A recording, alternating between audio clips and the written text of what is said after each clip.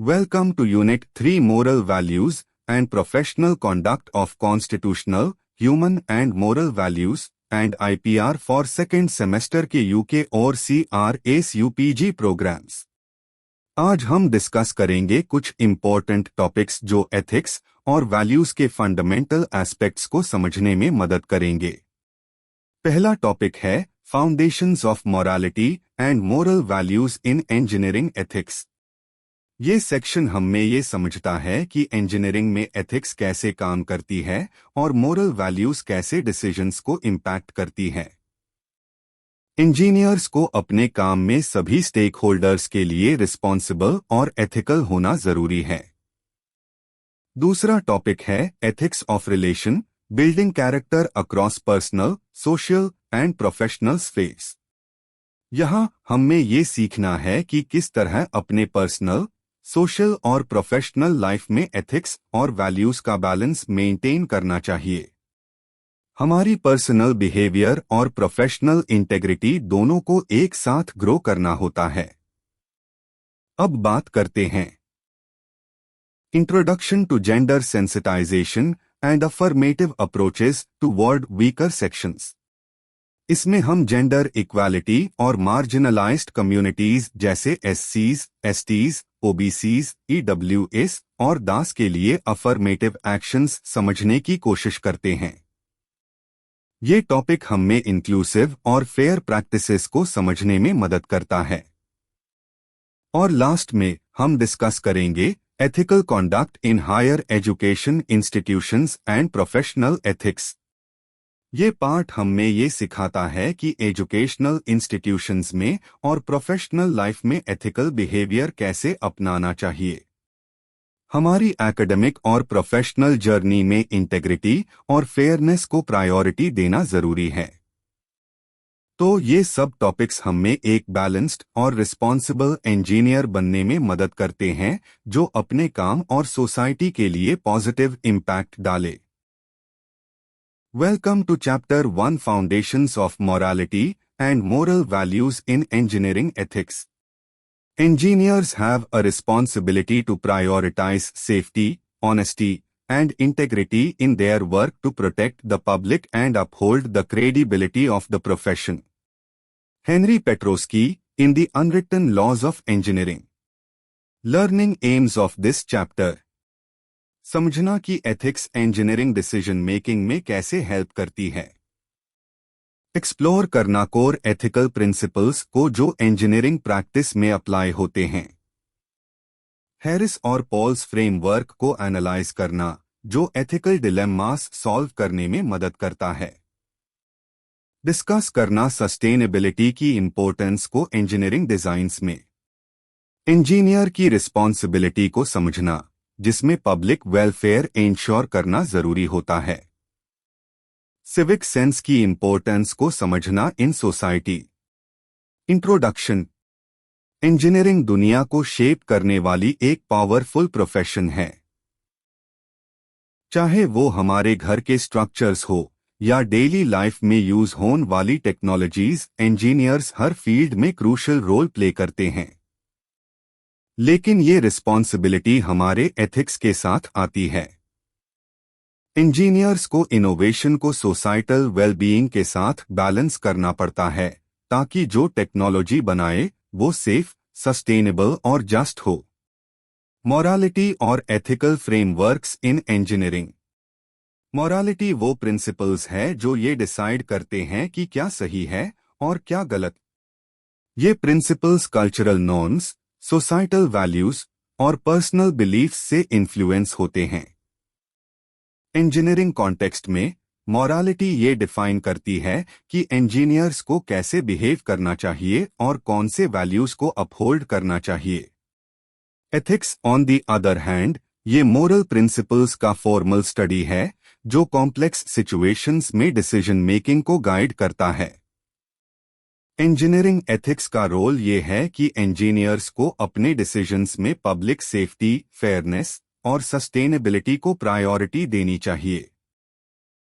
तो ये chapter Hume ये सिखाता है कि इंजीनियरिंग एथिक्स एक प्रैक्टिकल नेसेसिटी है जो ह्यूमन लाइव्स, एनवायरनमेंट और सोसाइटी पर डायरेक्टली इम्पैक्ट डालती है। 1.1 रेलेवेंस टू इंजीनियरिंग।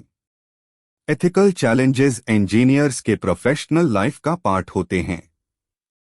हर दिन इंजीनियर्स ऐसे डिसीजंस लेते हैं जो पब्लिक सेफ्टी, ह्यूमन हेल्थ और एनवायरनमेंट को अफेक्ट कर सकते हैं। इन डिसीजंस के कॉन्सिक्वेंसेस काफी फार रीचिंग हो सकते हैं, इसलिए इंजीनियर्स के लिए एथिकल कॉन्सिडरेशंस को अपने काम में इंक्लूड करना जरूरी है। इंजीनियरिंग एथिक्स का काम है टेक्नोलॉजिकल इनोवेशन और सोसाइटल नीड्स के बीच का गैप को ब्रिज करना। अगर इंजीनियर्स अपने काम में एथिकल वैल्यूज को नहीं फॉलो करेंगे तो टेक्नोलॉजिकल प्रोग्रेस ऐसे क्रिटिकल कॉन्सर्न्स को इग्नोर कर सकता है जो सोसाइटी के लिए जरूरी है, जैसे इक्विटी, जस्टिस और सस्टेनेबिलिटी। की moral values in engineering. Public welfare, society की सेफ्टी और वेलबीइंग को इंश्योर करना। ऑनेस्टी और इंटेग्रिटी, ट्रूथ और ट्रांसपेरेंसी को अपहोल्ड करना। अकाउंटेबिलिटी, अपने एक्शंस के कॉन्सिक्वेंसेस की रिस्पॉन्सिबिलिटी लेना। सोशल जस्टिस, बेनिफिट्स और रिसोर्सेस का फेयर डिस्ट्रीब्यूशन करना। Core ethical principles in engineering.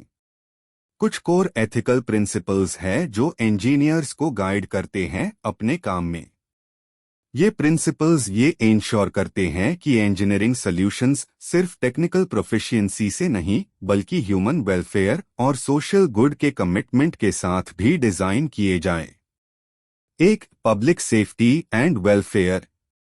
Engineers की सबसे पहली रिस्पॉन्सिबिलिटी ये है कि उनका काम पब्लिक सेफ्टी को सबसे पहले रखे। सेफ बिल्डिंग्स डिजाइन करना हो या मेडिकल डिवाइसेस डेवलप करना हो, इंजीनियर्स को हमेशा लोगों की लाइफ को सबसे पहले प्रायोरिटी देनी पड़ती है। ये एक फंडामेंटल एथिकल प्रिंसिपल है जो इंजीनियरिंग प्रैक्टिस को ड्राइव करता है। फॉर एग्जाम्पल, सिविल इंजीनियरिंग में ब्रिज की स्टेबिलिटी डायरेक्टली उस ब्रिज को उसे करने हुए लॉग ऑन की सेफ्टी से जुड़ी होती है। सिमिलरली, सॉफ्टवेयर इंजीनियरिंग में सिस्टम की सिक्योरिटी सेंसिटिव डेटा और यूजर प्राइवेसी को प्रोटेक्ट करती है। 2, ऑनेस्टी एंड इंटेग्रिटी। इंजीनियर्स को अपने प्रोफेशनल कॉन्डक्ट में ट्रांसपेरेंट और ऑनेस्ट होना जरूरी है। ऑनेस्टी का मतलब है रिस्क्स, लिमिटेशंस और पोटेंशियल आउटकम्स को एक्यूरेटली रिपोर्ट करना। ये जरूरी है कि इंजीनियर्स अपने टेक्निकल चैलेंजेस को सच्चाई से कम्युनिकेट करें, चाहे वो बिजनेस इंटरेस्ट्स या क्लाइंट एक्सपेक्टेशंस के अगेंस्ट क्यों ना हो। इंटेग्रिटी। इंटेग्रिटी का मतलब है इन प्रिंसिपल्स को अपहोल्ड करना, चाहे आपके सामने एक्सटर्नल प्रेशर्स हो, चाहे कॉर्नर्स कट करने का टेम्पटेशन हो या अनएथिकल प्रैक्टिसेस के अगेंस्ट स्टैंड लेना हो। इंजीनियर्स को अपने प्रोफेशनल एथिकल स्टैंडर्ड्स के अकॉर्डिंग काम करना चाहिए। 3, अकाउंटेबिलिटी। इंजीनियर्स को अपने डिसीजंस और वर्क के आउटकम्स के लिए रिस्पॉन्सिबल होना पड़ता है। मतलब वो सिर्फ अपने सक्सेसेस के लिए नहीं बल्कि मिस्टेक्स या अनफोर्सीन कॉन्सिक्वेंसेस के लिए भी अकाउंटेबल होते हैं। अगर अनएथिकल प्रैक्टिसेस हुई है तो इंजीनियर्स को अपने एरर्स एक्सेप्ट करने की करेज होनी चाहिए और करेक्टिव एक्शंस लेने चाहिए। 4, social justice and equity. Engineers का रोल सोशल जस्टिस को एडवांस करने में काफी इम्पोर्टेंट है। ये इंश्योर करना कि टेक्नोलॉजिकल डेवलपमेंट्स सभी सेक्शंस ऑफ सोसाइटी को बेनिफिट करें, खासकर मार्जिनलाइज्ड और वल्नरेबल ग्रुप्स को। इंजीनियर्स को ऐसे प्रोडक्ट्स डिजाइन करने चाहिए जो एक्सेसिबल, इंक्लूसिव और फेयर हो। इंजीनियरिंग के बेनिफिट्स किसी एक ग्रुप को एडवांटेज ना दे और दूसरों को निग्लेक्ट ना करें। 3, Harris Paul's framework on engineering ethics. Harris Paul का फ्रेमवर्क इंजीनियरिंग एथिक्स में एक रिस्पेक्टेड अप्रोच है जो एथिकल डिलेमास को रिजॉल्व करने के लिए गाइड करता है। ये फ्रेमवर्क इंजीनियर्स को मोरली साउंड डिसीजंस लेने में मदद करता है जब वैल्यूज या कॉन्फ्लिक्टिंग इंटरेस्ट्स इन्वॉल्व हो। 3.1 the framework for moral reasoning. Harris Paul's framework 5 की स्टेप्स पर बेस्ड है। फैक्ट फाइंडिंग, सभी रेलेवेंट इंफॉर्मेशन और डेटा गैदर करें ताकि सिचुएशन को फुली समझ सके। आइडेंटिफाइंग स्टेक होल्डर्स, ये डिटरमाइन करें कौन इस डिसीजन से अफेक्ट हो रहा है और कैसे। इवैल्यूएटिंग कॉन्सिक्वेंसेस, सभी स्टेक होल्डर्स के लिए पोटेंशियल पॉजिटिव और नेगेटिव आउटकम्स कंसिडर करें। Considering ethical principles, honesty, fairness और जस्टिस जैसे कोर एथिकल प्रिंसिपल्स को सिचुएशन पर अप्लाई करें।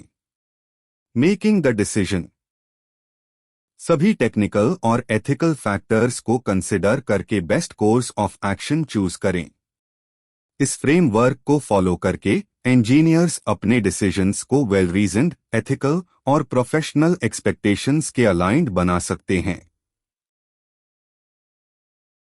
कॉन्फ्लिक्ट्स ऑफ इंटरेस्ट, जब पर्सनल इंटरेस्ट्स प्रोफेशनल ड्यूटीज के साथ क्लैश करते हैं तो वो कॉन्फ्लिक्ट्स ऑफ इंटरेस्ट कहलाते हैं।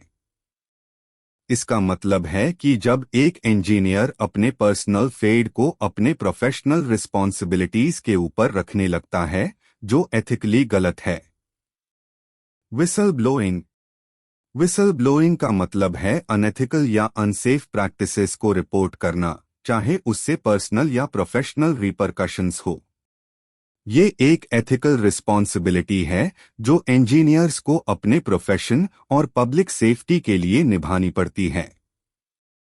प्रोफेशनल इंटेग्रिटी, प्रोफेशनल इंटेग्रिटी का मतलब है क्लाइंट्स या एम्प्लॉयर्स के प्रेशर को रेजिस्ट करना जो इंजीनियर्स को एथिकल स्टैंडर्ड्स को कॉम्प्रोमाइज करने के लिए कह रहे हो, सिर्फ फाइनेंशियल गेन या एक्सपीडियंस के लिए।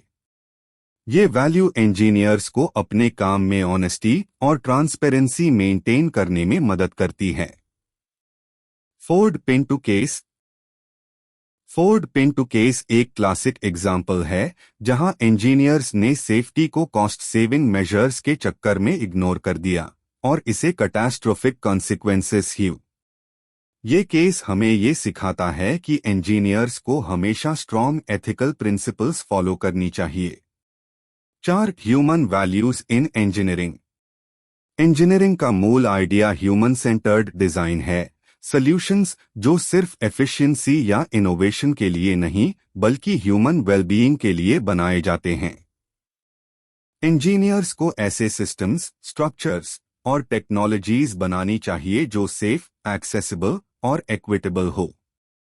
Human dignity and social responsibility, technologies को डिजाइन करते वक्त ह्यूमन डिग्निटी को रिस्पेक्ट करना जरूरी है ताकि वल्नरेबल ग्रुप्स को एक्सप्लॉइट या हार्म ना हो। इंजीनियरिंग का काम सिर्फ टेक्निकल नीड्स को एड्रेस करना नहीं है बल्कि सोशल चैलेंजेस जैसे पॉवर्टी, इनइक्वालिटी और हेल्थ को भी ध्यान में रखना है। 5 sustainability and environmental ethics, sustainability अब एक लक्ष्यूरी नहीं बल्कि नेसेसिटी बन गई है। अर्थ के रिसोर्सेस फाइनाइट है और अनचेक्ड टेक्नोलॉजिकल ग्रोथ से एनवायरनमेंटल कोलैप्स हो सकता है। इंजीनियर्स को अपने डिजाइन्स को सस्टेनेबल बनाने पर फोकस करना चाहिए ताकि हमारी एनवायरनमेंट को लॉन्ग टर्म डैमेज ना हो। ग्रीन इंजीनियरिंग, ग्रीन इंजीनियरिंग एक मूवमेंट है जो इंजीनियरिंग प्रैक्टिसेस को एनवायरमेंटल सस्टेनेबिलिटी के साथ अलाइन करता है। रिन्यूएबल एनर्जी सिस्टम्स से लेकर इको फ्रेंडली मटेरियल्स तक इंजीनियर्स के पास अपॉर्चुनिटीज हैं जो एनवायरमेंटल हार्म को रिड्यूस कर सकते हैं और हेल्थियर प्लैनेट को प्रमोट करते हैं। कंक्लूजन, एथिक्स इंजीनियरिंग का एक ऑनगोइंग कमिटमेंट है जो हर इंजीनियर को अपनी करियर में कंटिन्यू करनी चाहिए। जैसे जैसे टेक्नोलॉजीज इवॉल्व होती है, इंजीनियर्स को अपने वर्क के एथिकल इम्प्लीकेशंस को इवैल्यूएट करते रहना पड़ता है। चैलेंज ये है कि टेक्नोलॉजिकल प्रोग्रेस को पब्लिक ट्रस्ट, ह्यूमन वेलफेयर और सस्टेनेबिलिटी के साथ बैलेंस किया जाए। Here are some important short, long and statement type questions that are important for your final exams. Have a look, all the very, very best.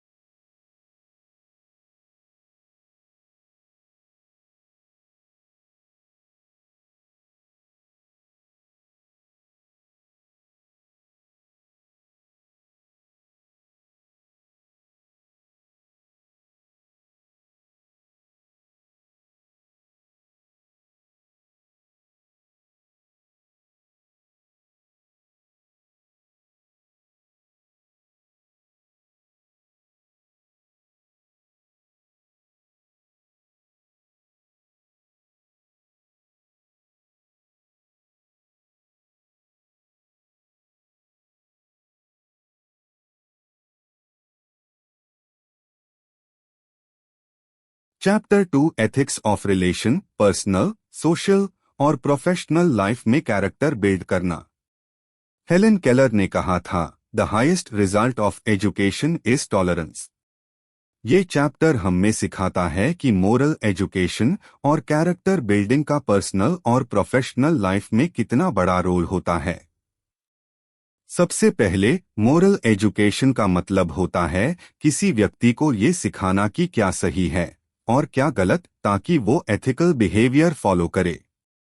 ये education सिर्फ theoretical knowledge नहीं होती, ये वैल्यूज और वर्च्यूज सीखती है, जैसे ऑनेस्टी, इंटेग्रिटी, रिस्पॉन्सिबिलिटी और एम्पथी। कैरेक्टर बिल्डिंग का मतलब है एक ऐसे इंसान का विकास जो हर सिचुएशन में एथिकली और रिस्पॉन्सिबली बिहेव करे। मोरल एजुकेशन ये क्वालिटीज डेवलप करने में मदद करती है जो किसी भी सोसाइटी के लिए बहुत इम्पोर्टेंट है।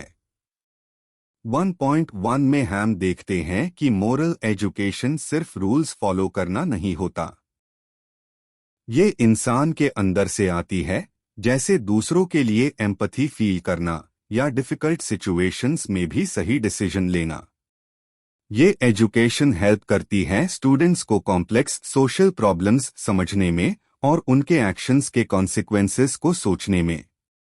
मोरल एजुकेशन का इम्पैक्ट सिर्फ पर्सनल डेवलपमेंट तक सीमित नहीं होता, ये सोसाइटी में फेयरनेस, कंपैशन और अकाउंटेबिलिटी को भी प्रमोट करता है। जब लोग मोरली स्ट्रांग होते हैं तो वो पर्सनल, सोशल और प्रोफेशनल हर एरिया में एथिकल प्रैक्टिसेस अडॉप्ट करते हैं। तो याद रखिए, मोरल एजुकेशन सिर्फ एक सब्जेक्ट नहीं है, बल्कि एक फाउंडेशन है, एक अच्छे इंसान और रिस्पॉन्सिबल प्रोफेशनल बनने के लिए। 1.2 importance of moral education. Moral education एक इंसान को ये समझने में मदद करती है कि सही क्या है और गलत क्या है। इसे वो हर सिचुएशन में एथिकल डिसीजन ले पाता है। ये हेल्प करती है एथिकल चॉइसेस लेने में, जैसे किसी प्रॉब्लम में सही तरीके से रिएक्ट करना। ये गुड कैरेक्टर प्रोमोट करती है, ऑनेस्टी, इंटेग्रिटी, एम्पथी जैसे वैल्यूज डेवलप होते हैं। मोरल एजुकेशन सोशल रिस्पॉन्सिबिलिटी सीखती है, दूसरों के प्रति अपनी जिम्मेदारी समझना। इसे एक फेयर और कंपैशनेट सोसाइटी बनती है, जहां लोग एक दूसरे की रिस्पेक्ट करते हैं। एथिकल डिलेमास को सॉल्व करने में भी ये काफी यूजफुल होती है। ये सेल्फ ग्रोथ को बूस्ट करती है, इंसान सेल्फ रिफ्लेक्शन और अकाउंटेबिलिटी सीखता है। और प्रोफेशनल लाइफ में भी ये हेल्प करती है, लोग अपने काम में इंटेग्रिटी और ट्रस्ट बना के रखते हैं। अब बात करते हैं 1.3 कैरेक्टर बिल्डिंग की। कैरेक्टर बिल्डिंग का मतलब होता है एक इंसान के मोरल और एथिकल वैल्यूज को डेवलप करना, जैसे ऑनेस्टी, एम्पैथी, रिस्पॉन्सिबिलिटी और रिस्पेक्ट।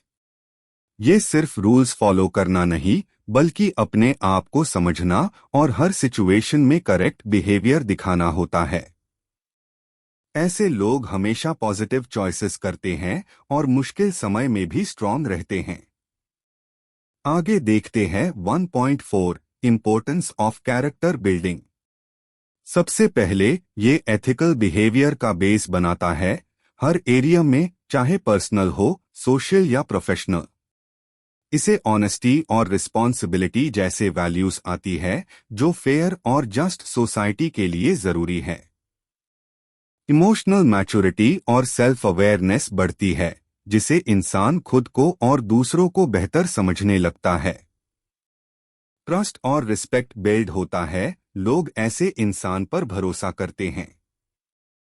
और सबसे बड़ी बात, स्ट्रॉन्ग कैरेक्टर वाले लोग सोसाइटी को पॉजिटिवली कंट्रीब्यूट करते हैं। ऐसे लोग प्रोफेशनल और पर्सनल लाइफ में लॉन्ग टर्म सक्सेस अचीव करते हैं, क्योंकि उनका बिहेवियर हमेशा एथिकल और डेडिकेटेड होता है। तो मोरल एजुकेशन और कैरेक्टर बिल्डिंग दोनों ही एक बेहतर इंसान और एक बेहतर सोसाइटी बनाने के फाउंडेशन है। 1.5 role of morality in character building. Morality यानी नैतिकता का कैरेक्टर बिल्डिंग में बहुत हाई इम्पोर्टेंट रोल होता है। यही मोरल वैल्यूज हमें गाइड करती है कि हमें किस तरह का व्यवहार करना चाहिए, कैसे डिसीजंस लेने चाहिए और लोगों के साथ कैसे इंटरैक्ट करना चाहिए। कैरेक्टर बिल्डिंग सिर्फ टेक्निकल स्किल्स या एकेडमिक सक्सेस तक सीमित नहीं होती। ये उस कोर वैल्यूज को डेवलप करना होता है जो एक इंसान को ईमानदार, जिम्मेदार और एथिकल बनती है। अब चलिए कुछ इंपॉर्टेंट मोरल वैल्यूज को समझते हैं। इंटेग्रिटी यानी ईमानदारी और सच्चाई। जब कोई इंसान हर हालत में अपने प्रिंसिपल्स पार बना रहता है, तब कहते हैं कि उसमें इंटेग्रिटी है। ऐसे लोग ट्रस्टवर्दी होते हैं और उन पे लोग भरोसा करते हैं। ऑनेस्टी, सच्चाई से जीना और बात करना। जब हम झूठ या धोखा नहीं देते, तब लोग हम पर ट्रस्ट करते हैं। ऑनेस्टी से रिलेशनशिप्स स्ट्रॉन्ग बनते हैं, चाहे पर्सनल हो या प्रोफेशनल। एम्पैथी, दूसरों के इमोशंस को समझना और फील करना। जब हम किसी और की फीलिंग्स समझते हैं, तो हम उनके साथ ज्यादा काइंड और अंडरस्टैंडिंग बन जाते हैं। एम्पैथी से कॉन्फ्लिक्ट्स भी आसानी से सॉल्व होते हैं। रिस्पॉन्सिबिलिटी, अपने एक्शंस की जिम्मेदारी लेना। हर काम के कॉन्सिक्वेंसेस होते हैं और रिस्पॉन्सिबल इंसान उनकी अकाउंटेबिलिटी लेता है। चाहे घर हो या ऑफिस, रिस्पॉन्सिबिलिटी सोसाइटी के लिए भी बहुत जरूरी है। रिस्पेक्ट, दूसरों को इज्जत देना, उनकी डिग्निटी और राइट्स का मान रखना। जब हम हर किसी को इक्वली ट्रीट करते हैं, तभी एक इंक्लूसिव और पीसफुल सोसाइटी बन सकती है। आज के ग्लोबलाइज्ड दुनिया में ये सब वर्च्यूज और भी इम्पोर्टेंट हो जाती है। हर बैकग्राउंड के लोग आपस में काम कर रहे हैं और इसलिए टॉलरेंस, रिस्पेक्ट और एथिक्स का होना बहुत जरूरी है। मोरल एजुकेशन एक ऐसे इंडिविजुअल को शेप करती है जो सिर्फ स्किलफुल नहीं बल्कि एथिकली ग्राउंडेड भी हो। ऐसे लोग डिसीजंस लेते वक्त सिर्फ अपने लिए नहीं बल्कि सोसाइटी और एनवायरनमेंट के लिए भी सोचते हैं। यही है असली कैरेक्टर बिल्डिंग, जो पर्सनल ग्रोथ के साथ साथ दुनिया को भी बेटर बनाता है। 1.6 moral education in the context of engineering and professionalism. आज के टेक्निकल फील्ड्स जैसे इंजीनियरिंग, मेडिसिन या और प्रोफेशनल करियर्स में मोरल एजुकेशन काफी इम्पोर्टेंट हो गई है। क्यों? क्योंकि इन प्रोफेशंस का सीधा इम्पैक्ट पब्लिक सेफ्टी, हेल्थ और एनवायरनमेंट पर पड़ता है। इंजीनियर्स और मोरल रिस्पॉन्सिबिलिटी। इंजीनियर्स जो ब्रिजेस, बिल्डिंग्स या मशीन्स बनते हैं, उनका काम सिर्फ डिजाइन तक सीमित नहीं होता। उनकी एक मोरल ड्यूटी भी होती है कि वो अपने डिजाइन्स सेफ, स्ट्रॉन्ग और सस्टेनेबल बनाएं। जैसे अगर किसी प्रोजेक्ट में सेफ्टी और प्रॉफिट के बीच चॉइस हो, तो एक मोरली स्ट्रॉन्ग इंजीनियर हमेशा सेफ्टी को प्रायोरिटी देगा। अगर किसी डिजाइन में रिस्क है, तो वो उससे छुपाएगा नहीं, बल्कि रिस्पॉन्सिबली रिपोर्ट करेगा। डॉक्टर्स और एथिकल केयर। डॉक्टर्स के डिसीजंस कई बार लाइफ और डेथ के बीच का फर्क ला सकते हैं। इसलिए अनमेन कंपैशन, ऑनेस्टी और इंटेग्रिटी जैसे मोरल वैल्यूज का होना जरूरी है। जैसे पेशेंट कॉन्फिडेंशियलिटी को मेंटेन करना, इन्फॉर्म्ड कंसेंट लेना या पेशेंट के बेस्ट इंटरेस्ट में डिसीजन लेना, ये सब एथिकल डिलेमास है जिनका सल्यूशन मोरल एजुकेशन से मिलता है। Professional codes of ethics. Her profession के कुछ एथिकल रूल्स या कोड्स होते हैं। जैसे इंजीनियर्स के लिए AACE और IEEE के कोड्स है जो ऑनेस्टी, फेयरनेस और पब्लिक सेफ्टी को इंपॉर्टेंस देते हैं। इन कोड्स को फॉलो करके प्रोफेशनल्स इंश्योर करते हैं कि उनका काम सिर्फ पर्सनल बेनिफिट के लिए नहीं, बल्कि सोसाइटी के बेनिफिट के लिए भी हो। Ethical leadership. जो प्रोफेशनल्स लीडरशिप पोजीशंस में होते हैं, उनका रोल और भी क्रिटिकल होता है। उन्हें एथिकल लीडरशिप दिखानी होती है, यानी ऐसे डिसीजंस लेना जो टीम और सोसाइटी दोनों के लिए सही हो। इसलिए मोरल एजुकेशन उन्हें गाइड करती है कि वो इंटेग्रिटी और अकाउंटेबिलिटी के साथ काम करें। Serving the public good. Moral education का फाइनल गोल यही है कि प्रोफेशनल्स अपना काम सिर्फ पैसे या पोजीशन के लिए नहीं करें, बल्कि सोसाइटी को बेटर बनाने के लिए करें। इंजीनियर्स एनवायरनमेंट फ्रेंडली टेक्नोलॉजी बनाए, डॉक्टर्स कंपैशनेट केयर दे और हर प्रोफेशनल अपने फील्ड में पॉजिटिविटी लाए। तो दोस्तों, मोरल एजुकेशन सिर्फ एक सब्जेक्ट नहीं, बल्कि एक गाइडिंग लाइट है जो प्रोफेशनल्स को एक बेटर और एथिकल ह्यूमन बनने में मदद करती है। तो जैसे हमने डिस्कस किया, मोरल एजुकेशन इन इंजीनियरिंग और प्रोफेशनलिज्म काफी एसेंशियल है, क्योंकि एक प्रोफेशनल बनना सिर्फ स्किल्स का मैटर नहीं है, बल्कि एक स्ट्रॉन्ग एथिकल माइंडसेट का भी। जब इंजीनियर्स या डॉक्टर्स जैसे प्रोफेशनल्स इंटेग्रिटी, रिस्पॉन्सिबिलिटी और रिस्पेक्ट जैसे वैल्यूज फॉलो करते हैं, तभी वो सोसाइटी के लिए पॉजिटिव इम्पैक्ट क्रिएट करते हैं। इनका डिसीजन मेकिंग सिर्फ प्रॉफिट के बेसिस पर नहीं होता, बल्कि पब्लिक गुड के लिए होता है। अब हम आ गए हैं चैप्टर 2 के कोर कॉन्सेप्ट पर, एथिक्स ऑफ रिलेशन। एथिक्स यानी नीति सिद्धांत एक ऐसा कॉन्सेप्ट है जो लाइफ के हर एरिया में अप्लाई होता है, चाहे पर्सनल हो, सोशल या प्रोफेशनल। हम सब अपने डिसीजंस का असर खुद पर भी देखते हैं, दूसरों पर भी और पूरी सोसाइटी पर भी। इसलिए एथिक्स को समझना अलग अलग डायमेंशंस में जरूरी है। ये कॉन्सेप्ट कहता है कि मॉरालिटी सिर्फ एक पर्सनल चीज नहीं है। ये इस बात पर भी डिपेंड करता है कि हम अपने आसपास के लोगों के साथ कैसे बिहेव करते हैं, उनके राइट्स का कितना रिस्पेक्ट करते हैं और समाज में अपना रोल कैसे निभाते हैं। 2.1 पर्सनल एथिक्स। पर्सनल एथिक्स सबसे बेसिक लेवल की एथिक्स होती है जो हमारे रोज के एक्शंस को गाइड करती है। ये बताती है कि हम अपने आप के साथ और दूसरों के साथ कैसे बिहेव करें।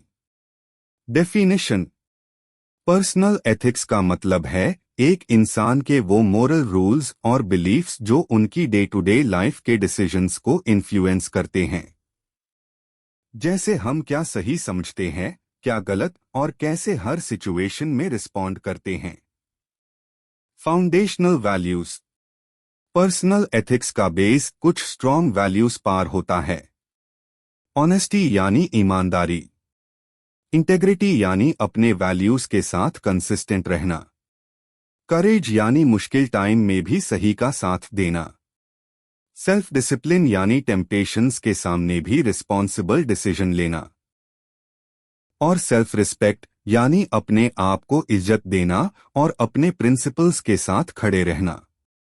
इन वैल्यूज से हमारा कैरेक्टर बनता है और ये हेल्प करती है हमें एथिकल डिसीजंस लेने में इवन जब सिचुएशन चैलेंजिंग हो। Personal accountability. जब हम पर्सनल एथिक्स की बात करते हैं तो अकाउंटेबिलिटी यानी जिम्मेदारी लेना बहुत जरूरी होती है।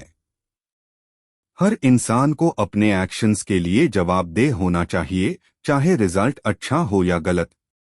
अगर कोई गलती हो जाए तो उससे एक्सेप्ट करना और उससे सीखना हाई ट्रू अकाउंटेबिलिटी होती है। सेल्फ रिफ्लेक्शन, अपने बिहेवियर पर सोचना और जरूरत पड़ने पर उसमें सुधार लाना, ये प्रोसेस ह्यूमन एथिकल ग्रोथ की तरफ ले जाता है। जब हम अपने डिसीजंस के लिए जिम्मेदारी लेते हैं तो हम अपने ऑनेस्टी और रिस्पॉन्सिबिलिटी को और स्ट्रॉन्ग करते हैं। Harris Paul's framework. Engineering ethics के स्कॉलर्स हैरिस पॉल कहते हैं कि पर्सनल इंटेग्रिटी किसी भी प्रोफेशनल के लिए एक स्ट्रॉन्ग गाइड होती है। जब प्रोफेशनल लाइफ में टफ सिचुएशंस आती है तो हमारा personal moral compass high decide करता है कि ह्यूम क्या करना चाहिए। इसलिए पर्सनल एथिक्स सिर्फ प्राइवेट लाइफ तक लिमिटेड नहीं है, ये हर प्रोफेशनल डिसीजन में रिफ्लेक्ट होती है। पर्सनल एथिक्स इमोशनल इंटेलिजेंस भी डेवलप करती है, जिसे रिलेशनशिप्स स्ट्रॉन्ग बनते हैं और हम जिंदगी के चैलेंजेस को विजडम और एम्पैथी के साथ फेस करते हैं। 2.2 सोशल एथिक्स। अब बात करते हैं सोशल एथिक्स की, जो डिसाइड करती है कि हम सोसाइटी में दूसरों के साथ कैसे बिहेव करते हैं। डेफिनेशन।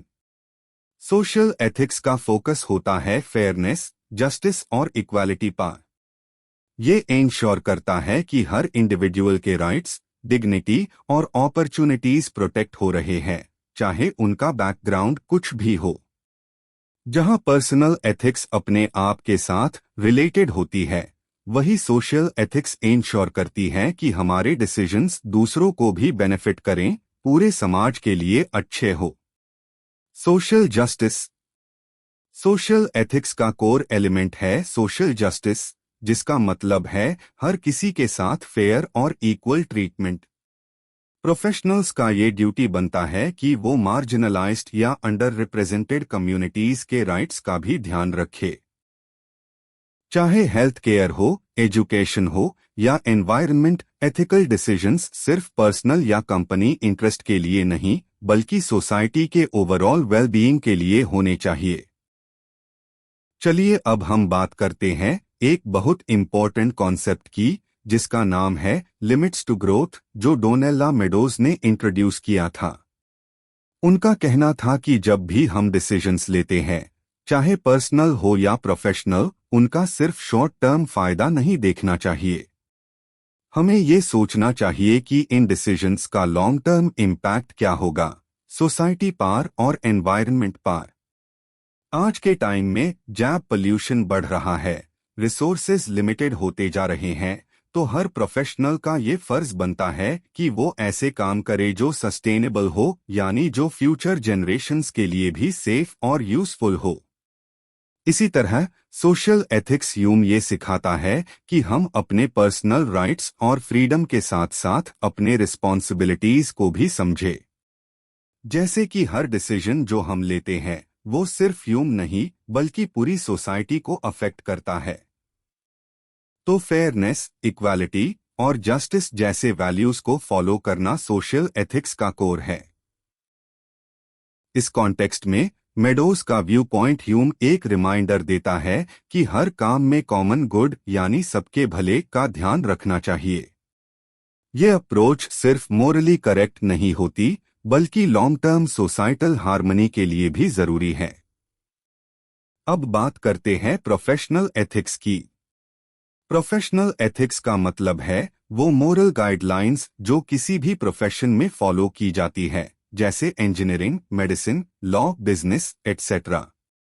ये इंश्योर करता है कि प्रोफेशनल्स अपने क्लाइंट्स, सोसाइटी और एनवायरनमेंट के लिए रिस्पॉन्सिबल डिसीजंस लें।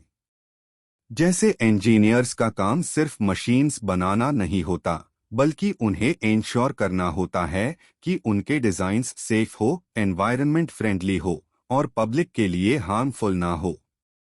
डॉक्टर्स का काम सिर्फ ट्रीटमेंट देना नहीं, बल्कि ऑनेस्टी, कॉन्फिडेंशियलिटी और कंपैशन के साथ हर पेशेंट को ट्रीट करना भी होता है। हैरिस पॉल के फ्रेमवर्क के अकॉर्डिंग एक प्रोफेशनल को पब्लिक सेफ्टी, ट्रांसपेरेंसी और अकाउंटेबिलिटी का ध्यान रखते हुए काम करना चाहिए। अगर कोई रिस्क या अनएथिकल प्रैक्टिस नजर आए, तो उससे रिपोर्ट करना भी एक एथिकल रिस्पॉन्सिबिलिटी है। तो ओवरऑल, चाहे पर्सनल एथिक्स हो, सोशल या प्रोफेशनल, सब मिलके एक स्ट्रॉन्ग मोरल कैरेक्टर डेवलप करते हैं। ऐसा कैरेक्टर जो सिर्फ अपनी ग्रोथ का नहीं, बल्कि सोसाइटी के कलेक्टिव वेलबीइंग का भी ध्यान रखता है। Moral education in professional development. अब हम बात करेंगे कि मोरल एजुकेशन का क्या रोल है प्रोफेशनल डेवलपमेंट में। प्रोफेशनल बनना सिर्फ टेक्निकल स्किल्स या डिग्री लेना नहीं होता। जब आप इंजीनियर, डॉक्टर या लॉयर बनते हो, आपको ऐसे डिसीजंस लेने पड़ते हैं जो सिर्फ आपको नहीं, पूरी सोसाइटी को अफेक्ट करते हैं। ये डिसीजंस काफी कॉम्प्लेक्स होते हैं, जैसे सेफ्टी और कॉस्ट के बीच बैलेंस बनाना या एनवायरनमेंट और प्रॉफिट के बीच चॉइस लेना। यहाँ पर मोरल एजुकेशन का रोल शुरू होता है। मोरल एजुकेशन प्रोफेशनल्स को ये सिखाता है कि उनकी रिस्पॉन्सिबिलिटी सिर्फ उनके बॉस या क्लाइंट तक लिमिटेड नहीं है, बल्कि उनका काम पब्लिक वेलफेयर और एनवायरनमेंट को भी डायरेक्टली इम्पैक्ट करता है। जैसे इंजीनियरिंग के फील्ड में एक इंजीनियर को सस्ती और जल्दी सॉल्यूशन देने का प्रेशर होता है, लेकिन अगर वो सेफ्टी कॉम्प्रोमाइज करे तो इसका रिजल्ट एक मेजर एक्सीडेंट भी हो सकता है। इसीलिए इंजीनियरिंग स्टूडेंट्स को सिर्फ मशीन्स ऑपरेट करना नहीं, बल्कि एथिकली थिंक करना भी सिखाया जाना चाहिए। अब बात करते हैं एम गोविंदराजन की, जो एथिक्स के फील्ड में एक रिनाउंड एक्सपर्ट है। उनका कहना है कि एथिक्स सिर्फ एक एक्सटर्नल रूल बुक नहीं है जो किसी ने ऊपर से फोर्स किया हो, बल्कि ये एक इंटरनल वैल्यू सिस्टम होना चाहिए जो हर प्रोफेशनल के कैरेक्टर का पार्ट हो। उन्होंने एक इम्पोर्टेंट टर्म यूज की है, मोरल करेज। इसका मतलब है सही डिसीजन लेना, चाहे उसमें पर्सनल लॉस हो या आपको कंपनी के अगेंस्ट जाना पड़े। फॉर एग्जाम्पल, अगर एक इंजीनियर से बोला जाए कि सेफ्टी चेक स्किप करो ताकि कॉस्ट बाक सेक, तो मोरल करेज की जरूरत होती है कहने के लिए, नहीं, मैं ये कॉम्प्रोमाइज नहीं कर सकता। और ये करेज तभी आता है जब आपका मोरल फाउंडेशन स्ट्रांग हो, जो कि सिर्फ मोरल एजुकेशन से डेवलप होता है। तो ओवरऑल, मोरल एजुकेशन एक बैकबोन है प्रोफेशनल लाइफ की, जो आपको सिर्फ अच्छा एक्सपर्ट नहीं, बल्कि रिस्पॉन्सिबल सिटीजन भी बनाता है। Ethical dilemmas and decision making in professional life. अब हम बात करेंगे एथिकल डिलेमास और डिसीजन मेकिंग के बारे में, जो हर प्रोफेशनल को अपनी लाइफ में फेस करने पड़ते हैं। हर फील्ड में, चाहे वो इंजीनियरिंग हो, मेडिसिन हो या लॉ, प्रोफेशनल्स को ऐसे डिसीजंस लेने पड़ते हैं जो सिर्फ उनके काम को नहीं, बल्कि सोसाइटी को भी अफेक्ट करते हैं। ये डिलेमास अक्सर कॉस्ट, टाइम और सेफ्टी के बीच बैलेंस करने के होते हैं। जैसे एक इंजीनियर को प्रोजेक्ट कंप्लीट करने का प्रेशर होता है, लेकिन वो ये भी जानता है कि अगर उसने सेफ्टी स्टैंडर्ड्स को कॉम्प्रोमाइज किया तो लॉन्ग टर्म में पब्लिक और एनवायरनमेंट पे नेगेटिव इम्पैक्ट हो सकता है। यहाँ पर एथिकल डिसीजन मेकिंग फ्रेमवर्क्स जरूरी हो जाते हैं। ये फ्रेमवर्क्स प्रोफेशनल्स को मदद देते हैं ताकि वो अपने डिसीजंस को एथिकल प्रिंसिपल्स के साथ अलाइन कर सके। इंजीनियरिंग के केस में प्रोफेशनल्स को सिर्फ प्रोजेक्ट का टेक्निकल फीजिबिलिटी नहीं, बल्कि उसके सोसाइटल और एनवायरमेंटल इम्पैक्ट्स को भी असेस करना होता है। मतलब सिर्फ टाइम और बजट के अंदर काम खत्म करना काफी नहीं है। इंजीनियर्स को ये भी देखना पड़ता है कि उनका काम सोसाइटी के लिए सेफ है या नहीं, और क्या वो एनवायरनमेंट को हार्म तो नहीं कर रहा। मोरल एजुकेशन और स्ट्रॉन्ग एथिकल फाउंडेशन यहाँ पे क्रिटिकल रोल प्ले करते हैं। और ये एजुकेशन कैसे आती है? ये सब एजुकेशनल सिस्टम्स की रिस्पॉन्सिबिलिटी होती है। स्कूल्स और यूनिवर्सिटीज सिर्फ टेक्निकल स्किल्स नहीं बल्कि एथिकल अवेयरनेस भी इम्पार्ट करते हैं। आज के एजुकेशन सिस्टम का गोल ये होना चाहिए कि स्टूडेंट्स को क्रिटिकल थिंकिंग सिखाई जाए, जिसमें वो अपने डिसीजंस के एथिकल इम्प्लीकेशंस समझ सके। हैरिस और पॉल जैसे फ्रेमवर्क्स जो इंजीनियरिंग एथिक्स के ऊपर फोकस करते हैं, वो स्टूडेंट्स को रियल वर्ल्ड डिलेमास के बारे में सोचने का मौका देते हैं। ये कोर्सेस प्रैक्टिकल केस स्टडीज के थ्रू स्टूडेंट्स को प्रिपेयर करते हैं ताकि वो अपने करियर में एथिकल चैलेंजेस को समझ सके और हैंडल कर सके। एक और जरूरी चीज है emotional intelligence, EI। M Govindarajan का कहना है कि इमोशनल इंटेलिजेंस, जो एम्पैथी और सेल्फ अवेयरनेस को इंक्लूड करता है, वो लीडरशिप और डिसीजन मेकिंग के लिए एसेंशियल है। जब प्रोफेशनल्स अपने इमोशंस को समझते हैं, वो बेटर डिसीजंस ले पाते हैं, जो नॉट जस्ट अपने लिए बल्कि सोसाइटी के लिए भी बेस्ट होते हैं। तो ओवरऑल प्रोफेशनल लाइफ में एथिकल डिसीजन मेकिंग सिर्फ टेक्निकल नॉलेज पे नहीं बल्कि एक स्ट्रॉन्ग मोरल फाउंडेशन और इमोशनल इंटेलिजेंस पे भी डिपेंड करता है। The role of ethics in personal and social development. आज हम बात करेंगे एथिक्स के रोल के बारे में, ना सिर्फ प्रोफेशनल लाइफ में बल्कि पर्सनल और सोशल डेवलपमेंट में भी। एथिक्स एक ऐसा टूल है जो न सिर्फ प्रोफेशनल्स को सही डिसीजंस लेने में मदद करता है बल्कि हमारे पर्सनल ग्रोथ और सोसाइटल वेलबीइंग में भी इम्पोर्टेंट रोल प्ले करता है। जब हम अपनी पर्सनल एथिक्स को स्ट्रॉन्ग बनते हैं, हम अपनी कम्युनिटीज और सोसाइटी के लिए ज्यादा रिस्पॉन्सिबल और कंपैशनेट बन जाते हैं। ये एथिकल फाउंडेशन हमें ऐसे डिसीजंस लेने में मदद करता है जो फेयर, जस्ट और रिस्पॉन्सिबल होते हैं। पर्सनल डेवलपमेंट और कैरेक्टर बिल्डिंग एक लाइफ लॉन्ग प्रोसेस है। इसमें हम अपनी वर्च्यूज डेवलप करते हैं, जैसे ऑनेस्टी, इंटेग्रिटी और कंपैशन। ये वैल्यूज हमें ऐसे डिसीजंस लेने में मदद करती है जो दूसरों के वेलफेयर को प्रमोट करते हैं। फॉर एग्जाम्पल, अगर कोई पर्सन फेयरनेस और जस्टिस को अपनी प्रायोरिटी बनाता है तो वो अनलॉग ऑन के लिए स्टैंड ले सकता है जो मार्जिनलाइज्ड या डिसएडवांटेज्ड है। ऐसे लोग सोशल इक्विटी के लिए एडवोकेट करते हैं या कम्युनिटी प्रोजेक्ट्स में पार्टिसिपेट करते हैं जो सोशल इश्यूज को एड्रेस करते हैं। जब हम अपनी पर्सनल एथिक्स को नर्चर करते हैं, वो डायरेक्टली सोसाइटी को भी इम्पैक्ट करते हैं। हम रिस्पॉन्सिबल और कंपैशनेट सिटीजन्स बन जाते हैं जो अपनी कम्युनिटी को बेटर बनाते हैं। अब सोशल डेवलपमेंट की बात करें तो एथिकल सोसाइटीज वही होते हैं जो कलेक्टिव मोरल वैल्यूज पे बेस्ड होते हैं। ये सोसाइटीज सस्टेनेबिलिटी, फेयरनेस और जस्टिस को इम्पोर्टेंस देती है। इन सोसाइटीज में ह्यूमन डिग्निटी और एनवायरनमेंट की प्रोटेक्शन भी इम्पोर्टेंट होती है। अगर हम इंजीनियरिंग या हेल्थ केयर जैसे फील्ड्स में प्रोफेशनल्स की बात करें तो उनका रोल ज्यादा इम्पोर्टेंट होता है।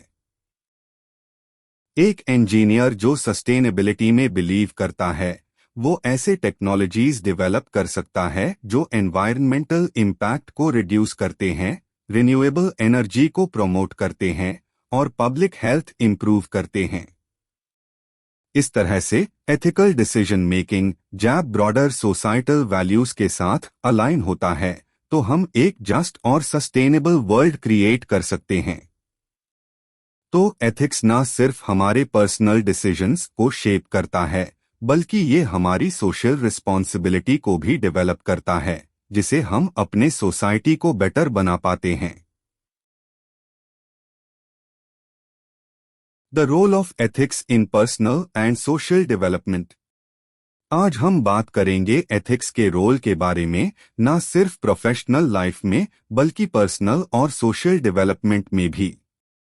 एथिक्स एक ऐसा टूल है जो न सिर्फ प्रोफेशनल्स को सही डिसीजंस लेने में मदद करता है, बल्कि हमारे पर्सनल ग्रोथ और सोसाइटल वेलबीइंग में भी इम्पोर्टेंट रोल प्ले करता है। जब हम अपनी पर्सनल एथिक्स को स्ट्रॉन्ग बनते हैं, हम अपनी कम्युनिटीज और सोसाइटी के लिए ज्यादा रिस्पॉन्सिबल और कंपैशनेट बन जाते हैं। ये एथिकल फाउंडेशन हमें ऐसे डिसीजंस लेने में मदद करता है जो फेयर, जस्ट और रिस्पॉन्सिबल होते हैं। पर्सनल डेवलपमेंट और कैरेक्टर बिल्डिंग एक लाइफ लॉन्ग प्रोसेस है। इसमें हम अपनी वर्च्यूज डेवलप करते हैं, जैसे ऑनेस्टी, इंटेग्रिटी और कंपैशन। ये वैल्यूज हमें ऐसे डिसीजंस लेने में मदद करती है जो दूसरों के वेलफेयर को प्रमोट करते हैं। फॉर एग्जाम्पल, अगर कोई पर्सन फेयरनेस और जस्टिस को अपनी प्रायोरिटी बनाता है, तो वो अनलॉग ऑन के लिए स्टैंड ले सकता है जो मार्जिनलाइज्ड या डिसएडवांटेज्ड है। ऐसे लोग सोशल इक्विटी के लिए एडवोकेट करते हैं या कम्युनिटी प्रोजेक्ट्स में पार्टिसिपेट करते हैं जो सोशल इश्यूज को एड्रेस करते हैं। जब हम अपनी पर्सनल एथिक्स को नर्चर करते हैं, वो डायरेक्टली सोसाइटी को भी इम्पैक्ट करते हैं। हम रिस्पॉन्सिबल और कंपैशनेट सिटीजन्स बन जाते हैं जो अपनी कम्युनिटी को बेटर बनाते हैं। अब सोशल डेवलपमेंट की बात करें तो एथिकल सोसाइटीज वही होते हैं जो कलेक्टिव मोरल वैल्यूज पे बेस्ड होते हैं।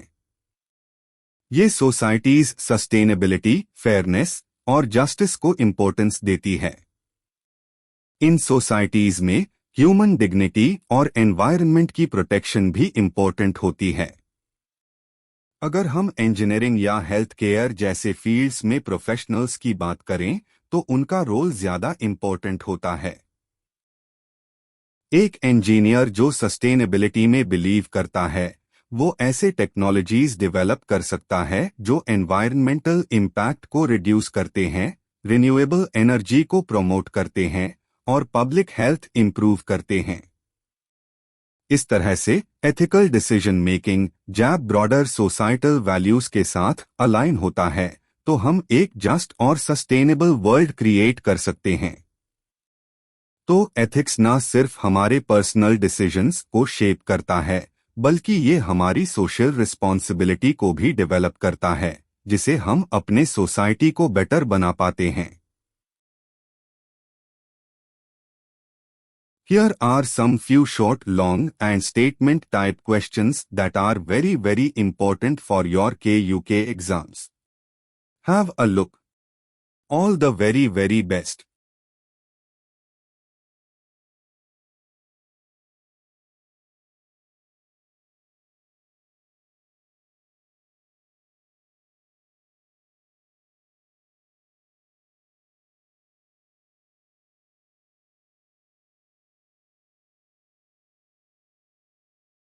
Chapter 3 Gender Sensitization और Affirmative Action. Quote: gender equality सिर्फ वुमेन्स इशू नहीं है, ये एक ह्यूमन इशू है। ये हम सबको अफेक्ट करता है। लर्निंग एम्स: जेंडर सेंसिटाइजेशन का कॉन्सेप्ट समझना, जेंडर के सोशल कंस्ट्रक्शन को एक्सप्लोर करना और इसका समाज पार इम्पैक्ट देखना, जेंडर इक्वालिटी और जेंडर सेंसिटाइजेशन के बीच का संबंध एनालाइज करना, मार्जिनलाइज्ड ग्रुप्स को सपोर्ट करने में अफर्मेटिव एक्शन का रोल समझना, इंक्लूसिव वर्क एनवायरनमेंट्स बनाने की इंपॉर्टेंस इवैल्यूएट करना। 1 जेंडर सेंसिटाइजेशन का परिचय। 1.1 जेंडर सेंसिटाइजेशन का मीनिंग। जेंडर सेंसिटाइजेशन एक प्रोसेस है जिसमें लोगों को जेंडर रिलेटेड इश्यूज के बारे में अवेयर किया जाता है और समझ बढ़ाई जाती है ताकि एक ज्यादा इक्विटेबल सोसाइटी बन सके। 1.2 जेंडर को समझना। जेंडर एक सोशल कंस्ट्रक्ट है। जेंडर अन रोल्स, बिहेवियर्स और एट्रीब्यूट्स को रेफर करता है जो सोसाइटी इंडिविजुअल्स को उनके परसीव्ड बायोलॉजिकल सेक्स के बेसिस पर असाइन करती है। ई ज्ञानकोश। Traditional gender roles. सामाजिक रूप से पुरुषों से असर्टिव और करियर फोकस्ड होने की उम्मीद की जाती है, जबकि महिलाएं को नर्चरिंग और केयर गिविंग रोल्स में देखा जाता है। जेंडर सेंसिटाइजेशन का उद्देश्य है कि हम इन स्टेरियोटाइप्स और बियासेस को चैलेंज करें और एक सामंथापूर्ण समाज की ओर बढ़े।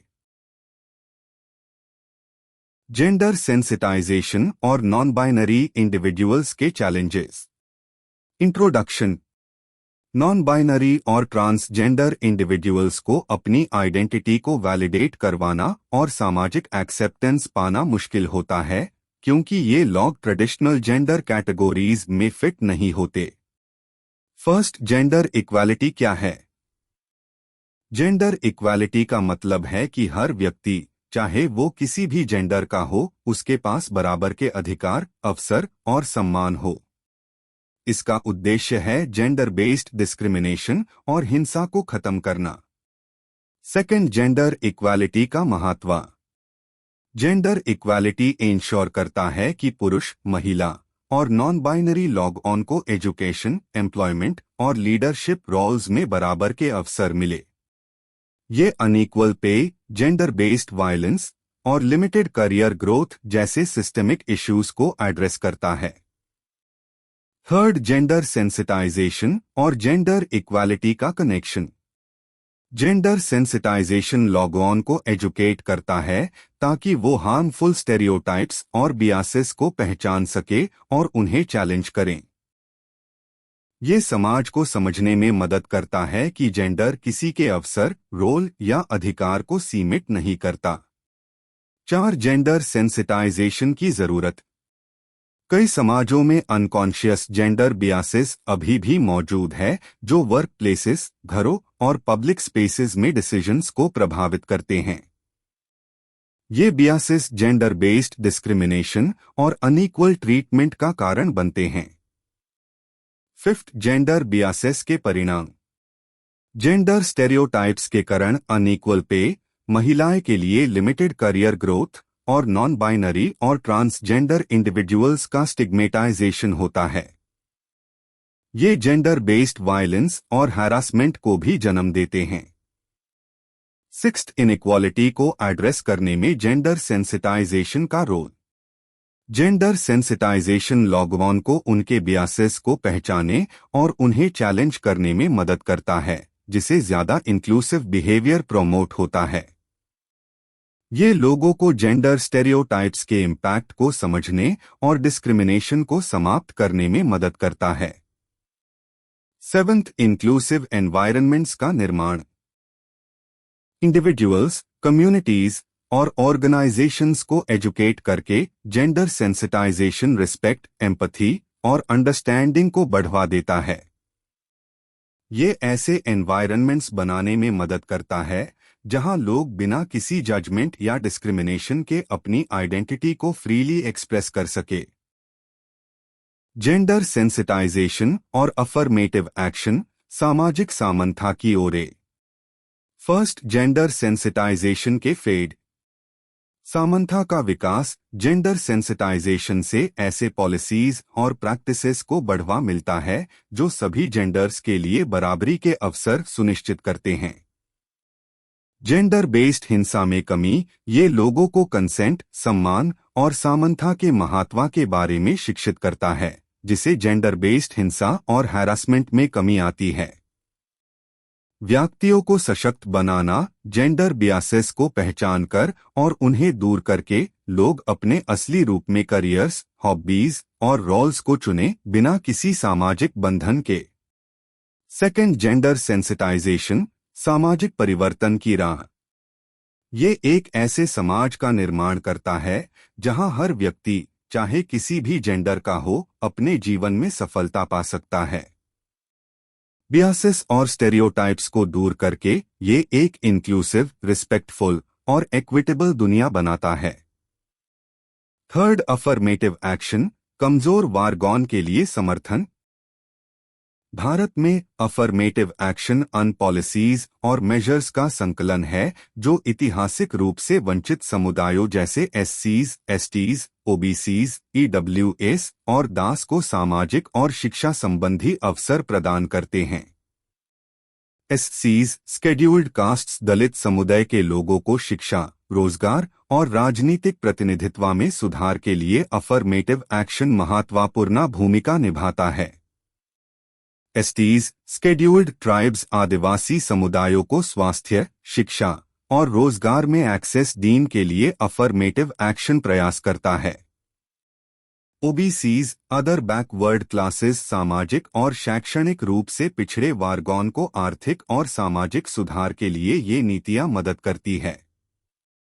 ईडब्ल्यूएस, इकोनॉमिकली वीकर सेक्शंस, आर्थिक रूप से कमजोर लोगों को शिक्षा और रोजगार में अवसर देने के लिए 10% रिजर्वेशन प्रदान किया गया है। दास, डिफरेंटली एबल्ड, विकलांग व्यक्तियों को सामाजिक समावेशन और अवसर प्रदान करने के लिए विशेष नीतियां बनाई गई है। OBCs, other backward classes, OBCs में वो समुदाय शामिल है जो सामाजिक और शैक्षणिक रूप से पिछड़े हुए हैं। उनके लिए अफर्मेटिव एक्शन के तहत शिक्षा और रोजगार में रिजर्वेशन दिया जाता है ताकि उन्हें बराबरी के अवसर मिल सके। Second, EWS, economically weaker sections, EWS category अन लॉग ऑन के लिए है जो सामाजिक रूप से पिछड़े नहीं है लेकिन आर्थिक रूप से कमजोर है। उनके लिए 10% रिजर्वेशन शिक्षा और सरकारी नौकरियों में दिया गया है जिसे उन्हें भी बराबरी का मौका मिल सके। थर्ड, डी एज डिफरेंटली एबल्ड, विकलांग व्यक्तियों को समाज में अक्सर अलग नजर से देखा जाता है। उनके लिए अफर्मेटिव एक्शन के तहत शिक्षा, रोजगार और सामाजिक जीवन में समावेशन के लिए विशेष प्रावधान किए गए हैं। फोर्थ, इंजीनियरिंग और टेक्नोलॉजी में अफर्मेटिव एक्शन का महत्व। इंजीनियरिंग और टेक्नोलॉजी के क्षेत्र में एससीज, एसटीज, ओबीसीज और महिलाएं का प्रतिनिधित्व कम है। अफर्मेटिव एक्शन के माध्यम से इन समुदायों को शिक्षा और रोजगार में अवसर दिए जाते हैं जिससे सामाजिक समानता बढ़ सके। फिफ्थ, हैरिस पॉल के इंजीनियरिंग एथिक्स। हैरिस पॉल के अनुसार इंजीनियर्स का सामाजिक जिम्मेदारी है कि वो फेयरनेस, इंक्लूसिविटी और सोशल जस्टिस को ध्यान में रखे। डाइवर्स पर्सपेक्टिव्स से नए और बेहतर सॉल्यूशंस मिलते हैं जो समाज के लिए लाभदायक होते हैं। सिक्स्थ, एम गोविंदराजन के विचार।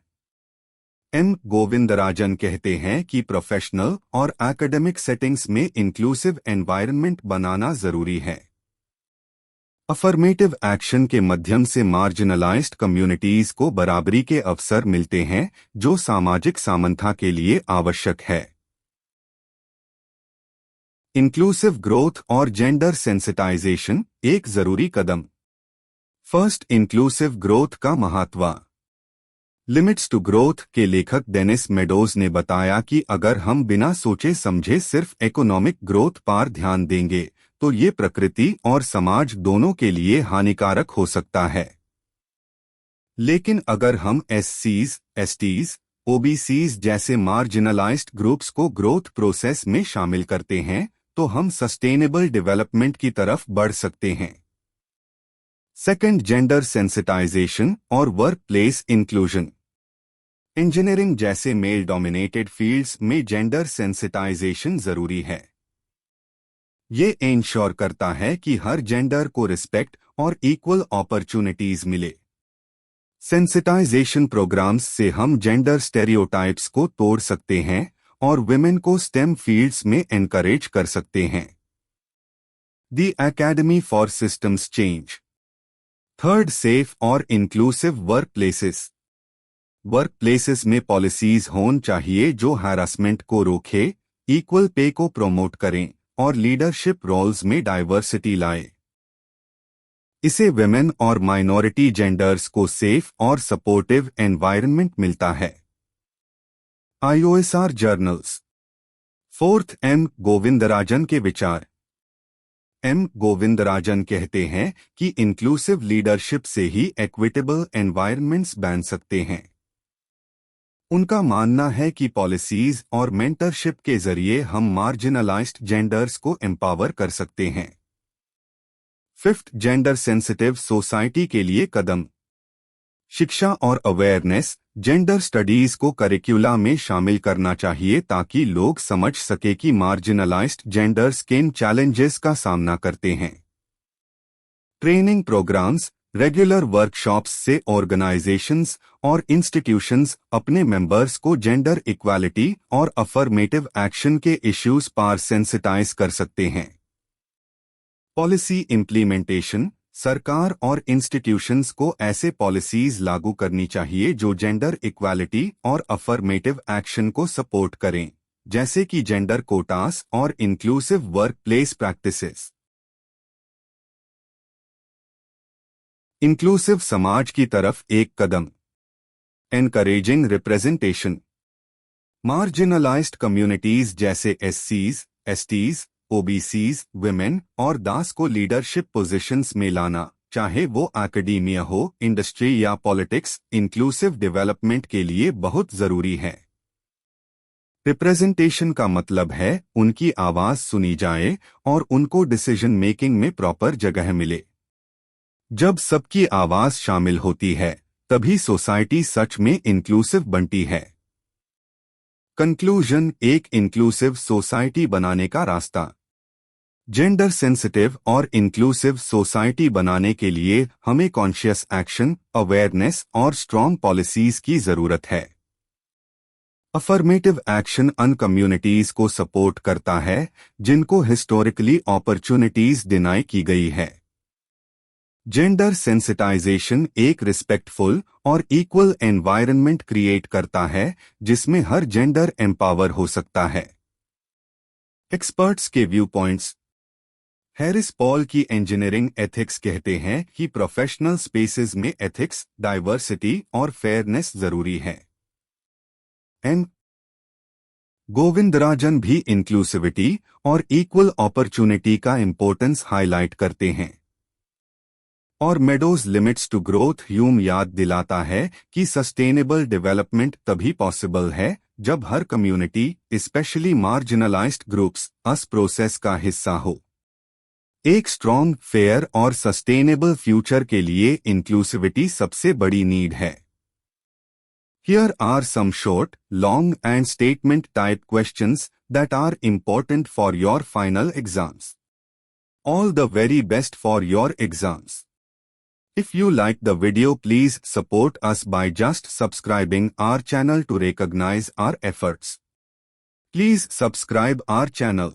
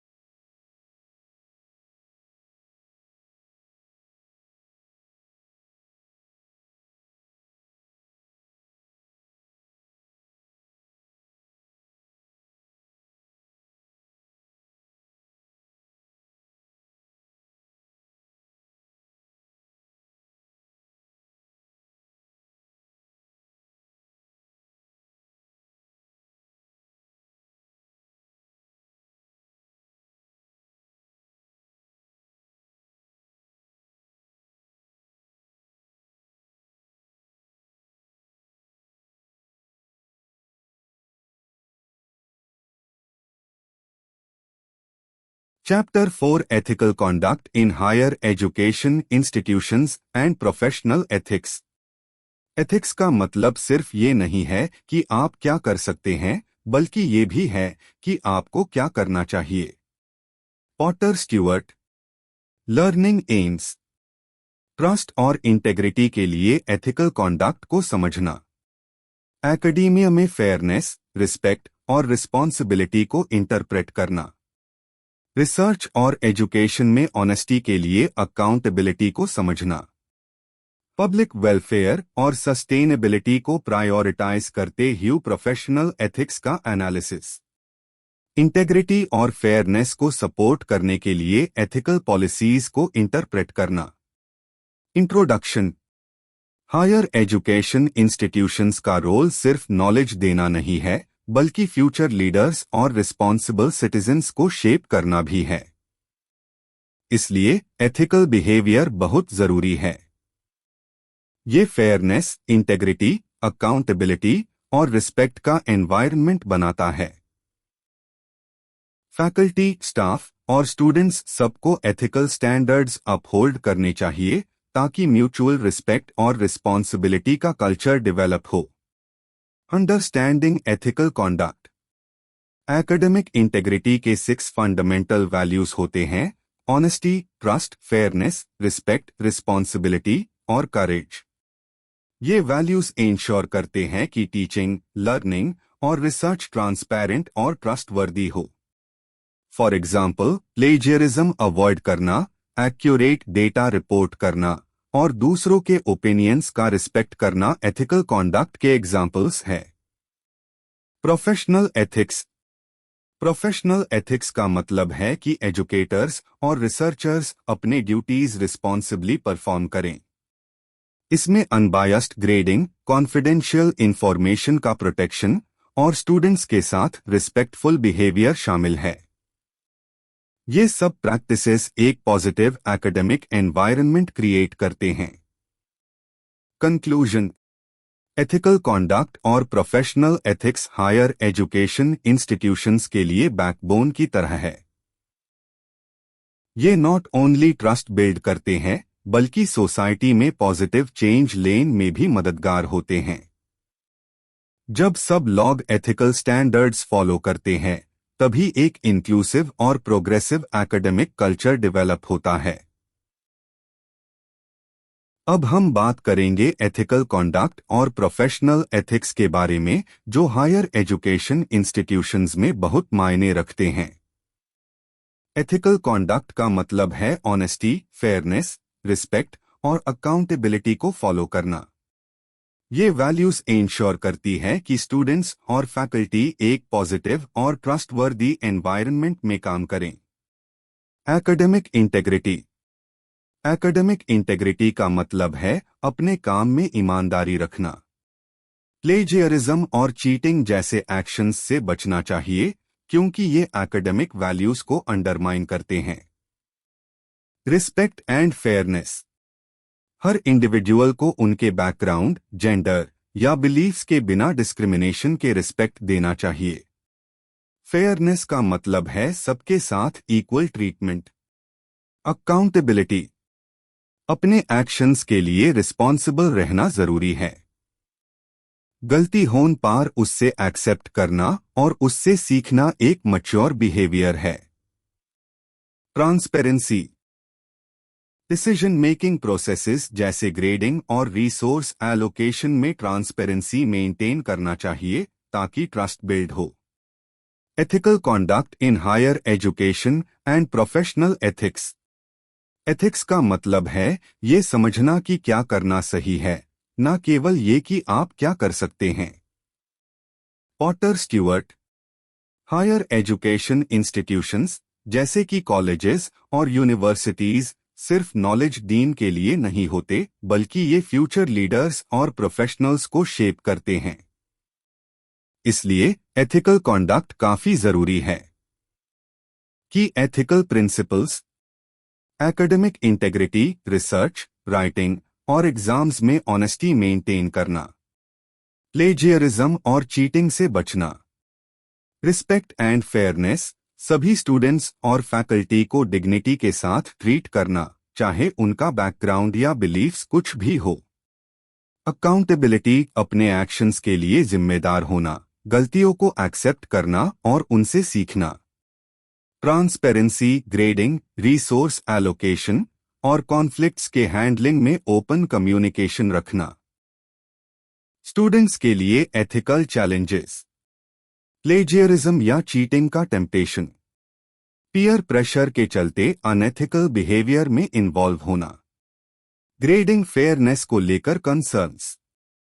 फैकल्टी के लिए एथिकल चैलेंजेस, बायस फ्री ग्रेडिंग इंश्योर करना, पर्सनल इंटरेस्ट्स को प्रोफेशनल रिस्पॉन्सिबिलिटीज से अलग रखना, रिसर्च में ऑनेस्टी मेंटेन करना, हैरासमेंट और डिस्क्रिमिनेशन से फ्री एनवायरनमेंट क्रिएट करना, professional ethics in education and engineering.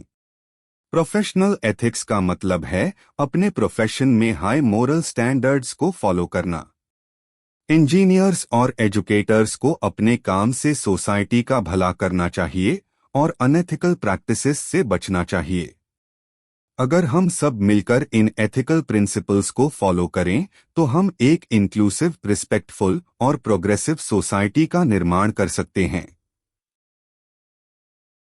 Professional ethics का मतलब होता है एक प्रोफेशनल की जिम्मेदारी भरी सोच और व्यवहार के रूल्स जो उसके काम में ऑनेस्टी और इंटेग्रिटी को दिखाते हैं। चाहे एजुकेशन हो, इंजीनियरिंग या कोई और फील्ड, हर प्रोफेशनल से ये उम्मीद की जाती है कि वो समाज के भले के लिए काम करे। हैरिस पॉल की इंजीनियरिंग एथिक्स कहते हैं कि इंजीनियर्स सिर्फ मशीन या डिजाइन नहीं बनते, वो फ्यूचर शेप करते हैं। इसीलिए मोरल रिस्पॉन्सिबिलिटी, इंजीनियर अपने डिजाइन और फेसलॉन के लिए जिम्मेदार होते हैं। पब्लिक सेफ्टी, पब्लिक की सेफ्टी हमेशा पहले आनी चाहिए, पैसे या पर्सनल इंटरेस्ट के बाद नहीं। एनवायरनमेंट इम्पैक्ट, इंजीनियर्स को अपने काम के एनवायरनमेंट पार पड़ने वे लॉन्ग टर्म इफेक्ट्स का भी ध्यान रखना चाहिए। एम गोविंदराजन कहते हैं कि एथिक्स सिर्फ रूल्स फॉलो करना नहीं बल्कि एक इंक्लूसिव, ट्रांसपेरेंट और रिस्पॉन्सिबल कल्चर क्रिएट करना भी है। इंक्लूसिव लीडरशिप, सबकी आवाज सुनी जाए, खासकर मार्जिनलाइज्ड लोगों की। एथिकल अकाउंटेबिलिटी, करप्शन, एक्सप्लॉयटेशन और झूठी बातें अवॉइड करना। सस्टेनेबिलिटी, हर डिसीजन का लॉन्ग टर्म इफेक्ट सोसाइटी और एनवायरनमेंट पर भी सोचना। Limits to growth by Meadows Hume बताता है कि बिना लिमिट के ग्रोथ सस्टेनेबल नहीं होती। प्रोफेशनल्स को डेवलपमेंट और एनवायरनमेंट के बीच बैलेंस बनाना चाहिए। सस्टेनेबल डेवलपमेंट, रिसोर्स का रिस्पॉन्सिबल यूज, वेस्ट कम करना और फ्यूचर वेलफेयर का ध्यान। ग्लोबल रिस्पॉन्सिबिलिटी, हमारे डिसीजंस सिर्फ हमें नहीं, दुनिया भर के लोगों और इकोसिस्टम्स को अफेक्ट करते हैं। तो चाहे एजुकेशन हो या इंजीनियरिंग, प्रोफेशनल एथिक्स का मतलब है सोच समझकर, ईमानदारी से और समाज के हित में काम करना। हायर एजुकेशन इंस्टीट्यूशंस में एथिकल कल्चर बनाना एक जरूरी जिम्मेदारी है जिसका सीधा असर स्टूडेंट्स के फ्यूचर और पूरे समाज पर पड़ता है। क्रिएटिंग एथिकल पॉलिसीज, कॉलेजेस और यूनिवर्सिटीज को क्लियर एथिकल गाइडलाइंस बनानी चाहिए, चाहे वो एडमिशंस हो, ग्रेडिंग, रिसर्च या faculty student relations. Code of ethics, एक कॉमन कोड होना चाहिए जो एकेडमिक ऑनेस्टी, डाइवर्सिटी का रिस्पेक्ट और रिस्पॉन्सिबल रिसोर्स यूज को प्रमोट करे। प्रोमोटिंग एथिकल अवेयरनेस, एथिक्स को सिर्फ रूल्स तक सीमित नहीं रखना चाहिए, उससे करिकुलम का पार्ट बनाना चाहिए। जब स्टूडेंट्स एथिकल डिसीजन मेकिंग और रिसर्च एथिक्स सीखते हैं तो उन्हें अपने एक्शंस के रियल वर्ल्ड रिजल्ट्स समझ आते हैं। Workshops, training, regular ethics workshops और केस स्टडी डिस्कशंस से स्टूडेंट्स और फैकल्टी दोनों में एथिकल क्लैरिटी आती है। Fostering a culture of integrity, जब फैकल्टी और एडमिनिस्ट्रेटर्स खुद एथिकल बिहेवियर दिखाते हैं तो स्टूडेंट्स नेचुरली उनका फॉलो करते हैं। ओपन डिस्कशंस और कंप्लेंट रिड्रेसल सिस्टम्स भी इस कल्चर को स्ट्रॉन्ग बनते हैं। कंक्लूजन, एथिक्स का रोल सिर्फ एजुकेशन तक नहीं लिमिटेड, बल्कि ये प्रोफेशनल लाइफ का भी स्ट्रॉन्ग बेस है। एजुकेशंस रोल कॉलेजेस स्टूडेंट्स को सिर्फ स्किल्स नहीं बल्कि एक एथिकल विजन भी देते हैं जिसे वो रिस्पॉन्सिबल और कॉन्शियंशियस प्रोफेशनल्स बनते हैं। प्रोफेशनल एथिक्स जैसे हैरिस पॉल, गोविंदराजन और मेडोज कहते हैं, एथिक्स का मतलब सिर्फ लॉ फॉलो करना नहीं बल्कि समाज, एनवायरनमेंट और जस्टिस के लिए पॉजिटिव डिसीजंस लेना है। जब एकेडेमिया और प्रोफेशंस में एथिकल लीडरशिप होती है तभी ट्रस्ट, ग्रोथ और रियल प्रोग्रेस पॉसिबल बनता है, not just for individuals but for the whole society. तो दोस्तों, अगर आपको ये वीडियो इंफॉर्मेटिव लगा हो तो प्लीज प्लीज प्लीज चैनल को सब्सक्राइब करें और हमारे इस इनिशिएटिव को सपोर्ट करें। Please please please subscribe our channel ना। Here are some questions that are important for your final exams. Have a look. All the very very very best for your exams. May you all pass this exam with flying colors. Thank you. अपने दोस्तों के साथ भी जरूर share करें और like करें। Thank you very very much.